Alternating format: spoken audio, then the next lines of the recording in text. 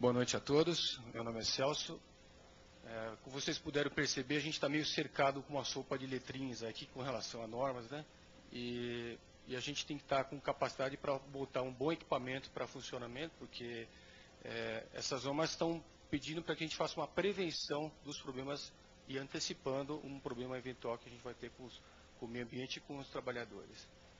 Então, eu vou falar sobre sistema de exaustão e equipamentos de controle coletivo. São sistemas de exaustão e lavadoras de gases. Bom, o primeiro passo para a gente fazer um bom sistema é entender o problema. Muitas vezes a gente não sabe qual é o problema que a gente tem. Então, a gente vai tentar resolver o problema de exaustão indo direto ao problema. Muitas vezes a gente tem que fazer uma análise, ver quais são os riscos que a gente tem, quais são os caminhos que a gente tem para encontrar uma solução mais adequada e, consequentemente, mais barata também. Porque todo mundo fala que o sistema de exaustão é relativamente caro, mas em vista disso nós temos que fazer a prevenção sempre. Então, o que eu falo aqui, a gente tem que sempre analisar a situação atual. Esse é o ponto principal, a gente entender quais são os problemas que a gente tem com relação à linha. Estudar o layout da instalação, isso também é muito importante para a gente diminuir o número de tubulações, por exemplo. Se a gente conseguir colocar um sistema de lavador de gases de exaustão mais próximo possível das fontes geradoras, consequentemente, a gente tem um custo operacional e de instalação também menor. E também, isso é importante, avaliar os locais possíveis de instalação. Uma coisa é você posicionar um sistema de exaustão a 10 metros, outra coisa é você colocar 40 metros. Então, aparentemente, isso é óbvio, mas a gente tem encontrado soluções não muito adequadas nesse sentido, né? Aqui tem um exemplo típico.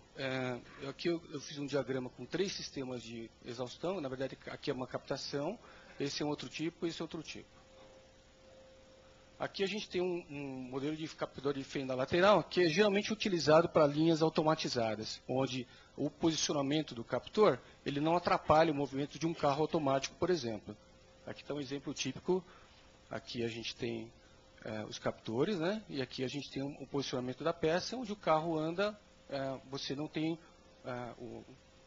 impede a passagem do carro através dos captadores.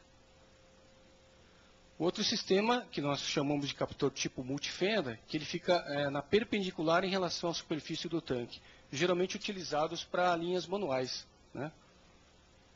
Aqui está um exemplo típico de uma instalação com captores manuais.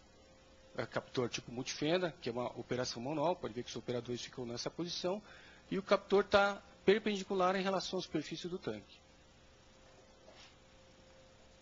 Aqui é um outro tipo de captador, também é uma variação do multifenda, que nós chamamos de ferradura, que você tem um pouco mais de área, a captação desde que você permita, você consegue ter uma exaustão e uma eficiência melhor. Aqui é um diagrama de um lavador de gases típico que nós chamamos de torre de enchimento. Isso, assim, a função principal do lavador é que nós temos, esse é o corpo do lavador, nós temos uma bomba que ela faz um sistema de spray, e esse spray, ele molha uma série de anéis pau. Nesse caso específico, nós chamamos de anéis torre de enchimento. E a função principal da torre de enchimento é aumentar a área de contato da água do lavador e com o ar de contato. Então, conforme a gente tem uma área muito grande, nós conseguimos ter uma eficiência maior da lavagem dos gases. E aqui a gente tem um diagrama de um ventilador que sempre é posicionado após o lavador de gases. Com isso, você permite ter uma manutenção menor. Porque se geralmente o ventilador está antes do lavador, ele recebe toda a carga poluente, sujeira, aí você tem problemas de balanceamento posteriormente, né? Então, geralmente, a gente recomenda sempre colocar o ventilador após o lavador, que sinal que o ar já está lavado aqui, né? Esse é um exemplo típico de um sistema construído em polipropileno, com os lavadores de gases. Aqui nós temos, dá para ver pelo visor, o visor aqui, são os anéis de enchimento. Aqui nós temos a bomba e o ar está passando nesse fluxo, subindo na vertical, e a água no fluxo contrário descendo. Com isso a gente consegue fazer uma boa captação dos gases. Bom, como é que nós começamos? Primeiro tem que ser feito um bom dimensionamento do sistema, né? Então, o primeiro passo para dimensionar um bom sistema é entender qual é a configuração do tanque. Se é um tanque redondo, quadrado, parece óbvio, mas não é isso. Isso é muito importante para os cálculos de vazão, posteriormente. A posição de operação, ou seja, se é uma operação manual, o operador vai estar na frente do captor, isso pode atrapalhar, então o tipo de captor é importante para a gente não ter problema do operador ser atrapalhado pelo captor. E também o tipo de linha, é uma linha manual automática. Então, depende do tipo de linha, o posicionamento do captor é importante para não atrapalhar tanto o movimento do carro, ou, no caso de uma manual, o movimento dos operadores, né? Bom, a segunda fase é o cálculo da vazão. O cálculo da vazão claro que não é tão simples assim, mas basicamente são dois conceitos básicos, que obviamente é a área do tanque, né? Quanto maior o tanque, maior a área de exposição, maior a vazão necessária. E segundo fator importante, essa classe de risco. A classe de risco, ele define uma taxa de vazão por tipo de produto. Por exemplo, é muito diferente você fazer a exaustão de uma água quente de um ácido clorídrico. Então, o ácido clorídrico exige muito mais vazão, metros cúbicos por metro quadrado de superfície. Então, é uma somatória de vazões que nós chamamos a vazão final do sistema. Aqui nós falamos de tipo de captação, que isso depende muito da posição do operador, como eu já falei. E aqui tem um tipo muito utilizado em algumas instalações, quando nós temos tanques acima de 1,20 m ou 1,40 m de distância entre os captores. E, geralmente aquela área do meio não se consegue fazer o sistema. Então nós chamamos de push-pull, que na verdade a gente tem uma tubulação de uma área, de uma ponta, jogando o ar e o outro puxando, justamente para aumentar a eficiência da captação. Mais tarde eu vou mostrar um layout desse sistema push-pull aqui. Um outro ponto importante de todo o sistema para um bom dimensionamento é esse estudo de perda de carga. A perda de carga nada mais é que a força necessária que o sistema tem que ter para vencer o atrito do ar dentro da tubulação e também da turbulência que o ar forma dentro disso. Então, quanto mais distante a gente tiver de tubulação, maior a área de contato e maior a turbulência também, significando que essa perda de carga ela pode significar motores maiores. Quanto maior a perda de carga, maior a necessidade de potência do ventilador. Por esse motivo, nós temos que procurar adotar o menor percurso possível de tubulação, tanto para efeito de perda de carga, quanto de custo, do custo de instalação, né? Aqui eu estou falando também, um complemento do sistema, é o sistema de lavagem de gases. Basicamente, hoje, nós temos 4 tipos de lavadoras de gases para a galvanoplastia. Dentro deles, o mais usado é esse primeiro, que nós chamamos de torre de enchimento aqui, que é um sistema relativamente barato comparando com os outros, né? Por exemplo, com o Hidroventuri, e tem uma eficiência muito boa para atendimento à legislação ambiental. O segundo é um Venturi, que na verdade necessita de um ventilador. Ele geralmente é usado em complemento a esse torre de enchimento, quando exige uma eficiência maior. Quando você tem gases com dificuldade de captação, de lavagem de gases, você geralmente usa os dois sistemas em conjunto. Um terceiro bastante usado também é o tal do Hidroventuri, que ele dispensa o ventilador. Na verdade, ele funciona através de uma bomba de alta pressão, que ele faz um vácuo e ele puxa os gases, com isso ele consegue lavar. E o último aqui é um trace scrubber, que nós chamamos de trace scrubber, que é um prato, que geralmente utiliza, além quando você tem um pouco de gás e com um pouco de particulado. Então, esse é o mais utilizado para quando você tem um pouco de particulado nos gases de exaustão. E existem aplicações específicas, né? Por exemplo, gases nitrosos, que são chamados NOx, geralmente utilizados em linhas de polimento químico de alumínio, por exemplo, que você tem grandes volumes de ácido nítrico, que são aqueles gases de cor castanha, que é um gás muito difícil de lavar. Então, são aplicações específicas onde que tem que fazer um estudo de um projeto muito bem feito, porque geralmente ele tem 1/3 da capacidade de absorção da água em relação ao ácido clorídrico, por exemplo, ao ácido sulfúrico. Então, é muito comum você ver instalações de polimento que solta aquela nuvem de fumaça vermelha achando que aquilo é normal. Não pode, né? Isso tem que ser feito um bom projeto. E também, no caso, uma outra aplicação específica são as linhas de decapagem. Não é porque a linha de decapagem, geralmente linhas de decapagem são linhas grandes, com tanques de 10, 12 metros. E é muito comum você encontrar sistemas com muita deficiência, não do sistema como um todo, mas geralmente começa da própria captação do tanque. Então, exige um estudo muito específico, nesse caso, quando se utiliza uma linha de decapagem com ácido clorídrico, principalmente.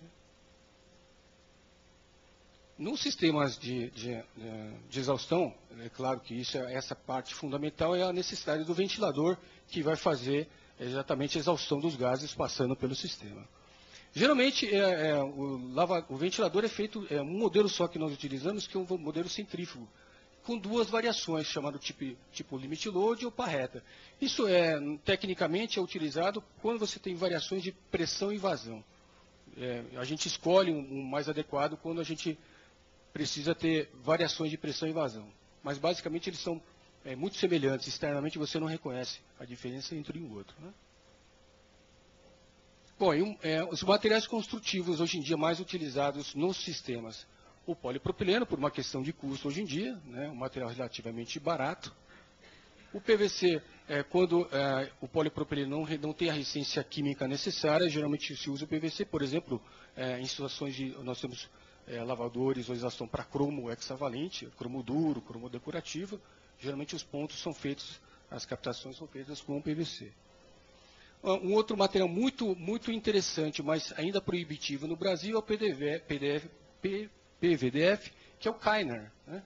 O Kynar ele é muito caro ainda no Brasil, no exterior usa-se muito esse material, mas assim, aqui ainda no Brasil ainda é proibitivo. Mas tecnicamente é um dos mais adequados, principalmente tratando de produto oxidante, como o cromo, por exemplo. Né? E, por final, o aço inox e o fiberglass. O fiberglass também é bastante versátil hoje em dia. Você pode ter vários sistemas fabricados em fiberglass ou aço inoxidável. Tudo depende do custo. Mas, geralmente, os sistemas podem ser uma mescla de materiais num único sistema. Você pode ter captador com material, o lavador de outro, o ventilador de outro. Isso é muito comum a gente encontrar, até para a gente ter uma redução de custo significativa de todo o sistema. Né? Um ponto importante que muitas empresas esquecem é que tudo isso que a professora Rosana e a Carla comentou, é que isso tem que ser feito uma medição depois. Né? E geralmente quando você vai fazer medição, mas onde vai fazer medição? Como é que é feito isso? Então, os fabricantes de equipamentos têm que estar preparados para isso, que é dado por uma norma. Então, quando a gente coloca um ponto de medição numa chaminé, não é aleatório. Isso obedece a uma norma que é exatamente essa norma que a CETESB nos indica aqui. Ela determina exatamente o ponto em relação à altura da chaminé que nós temos. Eu tenho uma foto aqui que dá para mostrar claramente. Aqui é um sistema típico, e aqui não dá para ver, mas aqui eu tenho 4 pontos de medição. Aqui é exatamente onde se faz as coletas, que o laboratório da Carla está preparado para fazer esse tipo de coleta dos gases aqui no final. Então, é aqui que fica um ponto de captação dos gases para análise. Hein? Aqui é um case que nós montamos para você ter uma ideia de um bom sistema de exaustão. Aqui nós temos um captador antigo, essa situação antiga, dá para ver um pouquinho de vapor aqui, né? Pouca coisa de vapor subindo aqui. Né? E você vê que esse tipo de captador tem um projeto específico. Esse é o chamado push-pull, que desse lado aqui nós temos uma tubulação soprando, esse lado captando os gases. Você vê que não está funcionando, tanto é que você tem fumaça aqui saindo, vapores e uma série de produtos saindo por aqui. Essa já é uma situação, já é o mesmo tanque, só que com outro sistema bem mais estudado. Continua sendo o sistema push-pull, que aqui a gente não consegue ver claramente a tubulação que sopra, mas esse diagrama do captor é muito importante. Essas fendas, isso é tudo calculado dentro das normas de fabricação de equipamentos de exaustão. É assim que, esse é um case muito típico, que dá para a gente ter uma ideia do que era antes e de como ficou. É o mesmo tanque, a mesma situação. E estamos falando de uma linha de decapagem de ácido clorídrico com volumes relativamente grandes aqui de ácido. E por fim, eu sempre insisto nisso, porque você monta, hoje o empresário gasta um dinheiro bastante significativo na hora de montar um sistema de exaustão, mas muitas vezes acha que aquilo vai resolver sozinho. Tem que se fazer uma manutenção preventiva. Não adianta deixar o sistema lá funcionando durante um ano, achando que aquilo vai funcionar eternamente. Não. O lavador tem peças móveis. Então exige que você faça sempre uma inspeção desses itens móveis, como correia, o próprio rotor, ver o estado do rotor.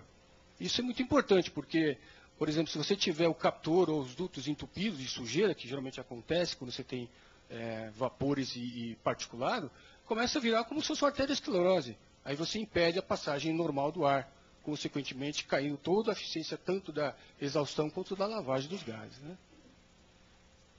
E, é claro, isso aqui tem que ser feito uma avaliação sempre dos bicos de spray, no caso de um sistema por torre de enchimento, porque ele é quem faz o spray molhando todos os anéis.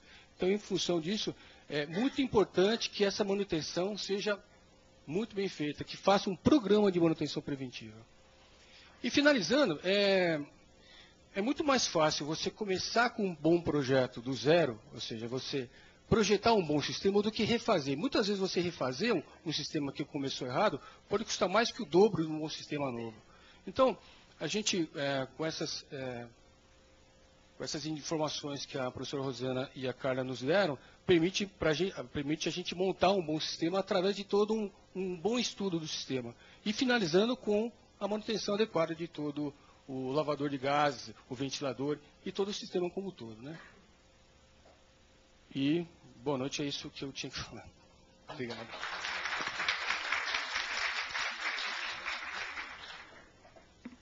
Obrigada, Celso. Convido o professor Poseibon